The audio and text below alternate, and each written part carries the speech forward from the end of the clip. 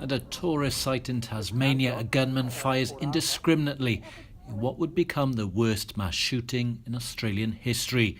35 dead, 23 wounded. The Port Arthur massacre left a nation in shock. But the response was swift and powerful. The relatives of the dead led the calls to tighten gun laws. Walter Mikac, whose wife and 2 young children were murdered, channeled his grief into leading the campaign. And at that point, I had nothing to lose.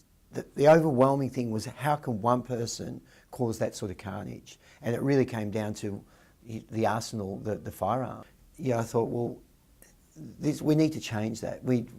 For that to be so simple to happen, this is a good place to start. This is a good legacy for all these 35 people who have died.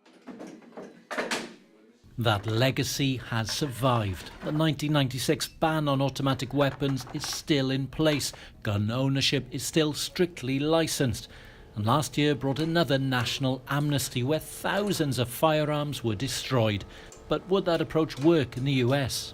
America doesn't have a chance of enforcing this. Let's face it, what our Prime Minister did was confiscation of private property under threat of going to jail. Now, that's not the American way.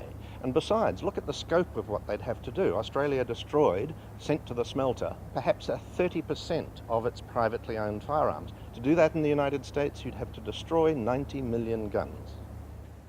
Australia's National Firearms Agreement has been in place for more than 2 decades, but now more than ever, it's being contested. Some want the controls loosened.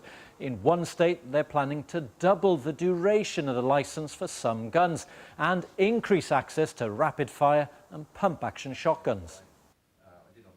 Australia doesn't have a gun lobby as powerful as America's NRA, but it does have a political party dedicated to the cause, which argues the country's laws aren't working and only criminalise gun owners. There's a huge body of expense, there's a huge body of over-regulation focusing on the law-abiding citizens and not thinking enough about what the criminals are up to. As I said, the Port Arthur laws simply do not address and never were attempted to address the issues of criminal use of firearms. It was all about getting at people like me and nearly 1 million other Australians around Australia.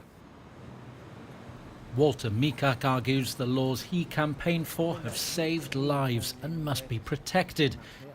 He hopes one day America will follow in the same direction. Howell Griffith, BBC News, Sydney.